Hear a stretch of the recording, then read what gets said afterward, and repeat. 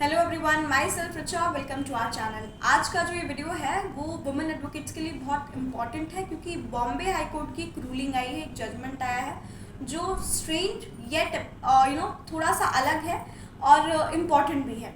अब हम बात क्या कर रहे हैं, तो हम बात कर रहे हैं केस की, जिस केस का नाम है UNS women legal association versus bar council of India and another. ये पूरा केस जो है वो एक पीआईएल है बेसिकली और पॉश एक्ट के इर्द गिर्द घूमता है। अब पॉश एक्ट क्या है? Prevention from sexual harassment at work place जो है 2013 का आपका ये एक्ट है।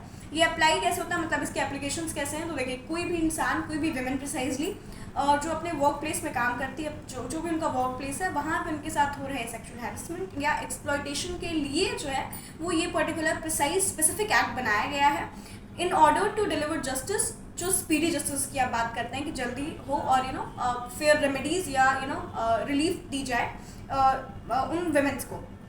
अब ये पूरा एक्ट किस बारे में? ये पूरा एक्ट जो है या ये पूरा जजमेंट जो है वो ये कहता है, जजमेंट में जो जजेस थे यानी जो बेंच थी वो थी justice Alok Arde and justice Sandeep मारने की।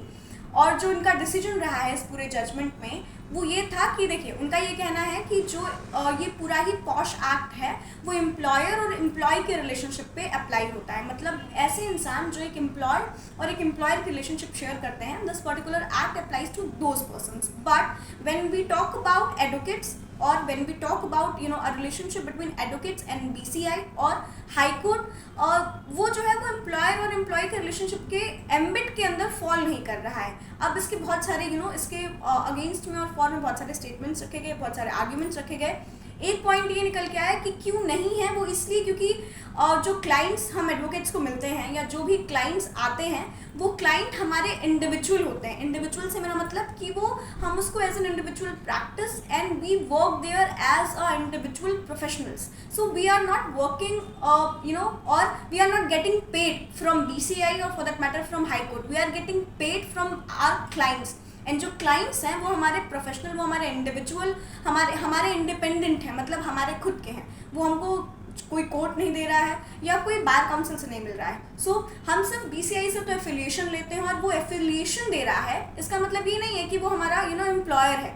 तो इस केस में भी यही चीज़ रखी गई कि देखिए, कोई भी विमेन एडवोकेट्स इस पर्टिकुलर एक्ट के अंदर जो है वो एलिजिबल नहीं होंगी to take any kind of benefits. But अगर हम थोड़ा सा फॉर्मल में जाएंगे तो apart from this particular act ऐसा नहीं है कि रेमेडीज अवेलेबल नहीं है, बिल्कुल अवेलेबल है। आपका सेक्शन 35 ऑफ एडवोकेट एक्ट 1961 में आप मिसकंडक्ट को लेकर के है जो बात करता है, उसके अंदर वुमेन जो है वो केस कर सकती हैं। अपार्ट फ्रॉम दैट आपका BNS के अंदर भी केसेस जो हैं वो रजिस्टर किए जा सकते हैं, ऐसे किसी भी चीज़ के अंदर, ऐसे किसी भी ऑफेंस के अंदर। लेकिन हाँ, प्रिसाइजली अगर बात करेंगे तो देखिए, पॉश एक्ट के अंदर वुमेन एडवोकेट्स तो फॉल नहीं करती हैं। अच्छा, इसका जो बेनिफिट, क्योंकि बहुत बार क्वेश्चन आता है कि बेनिफिट क्या है, मतलब व्हाई नॉट पॉश एक्ट, और या पॉश एक्ट के अंदर फॉल नहीं कर रही है तो क्या इसके पर्क्स या क्या इसके लॉस क्या होंगे, प्रोज क्या होंगे और कॉन्स क्या होंगे। तो सबसे बड़ा जो एक मैटर था, तो इस पर्टिकुलर एक्ट के अंदर जो था वो आपका एक इंटरनल कंप्लेंट कमिटी जो बनाई जाती थी, जिसके अंदर एम्प्लॉयर की ही रिस्पॉन्सिबिलिटी होती थी कि वो एम्प्लॉय को जिसके साथ इनजस्टिस हुआ है, जिसके साथ गलत हुआ है, जिसके साथ वो हैरेसमेंट हुआ है, उसको जस्टिस डिलीवर करवाए। क्योंकि कहीं ना कहीं पूरा ही जो क्वेश्चन होता था, it's not only about the employer but it's also about the institution in which the person is working, right. So इस पर्टिकुलर सिनेरियो की वजह से काफ़ी ज़्यादा स्पीडी ट्रायल होता था और रिस्पॉन्सिबिलिटी जो होती थी वो ज़्यादा स्ट्रिंजेंट होती थी in order to deliver the justice. लेकिन आप पॉश एक्ट की जो एप्लीकेशंस हैं वो वुमेन एडवोकेट्स पे नहीं होंगे, जिसके सबसे बड़ा जिसका कौन है वो यही होगा कि वो BNS या अदर एक्ट के अंदर जाएंगी नॉर्मल प्रोसेस के थ्रू।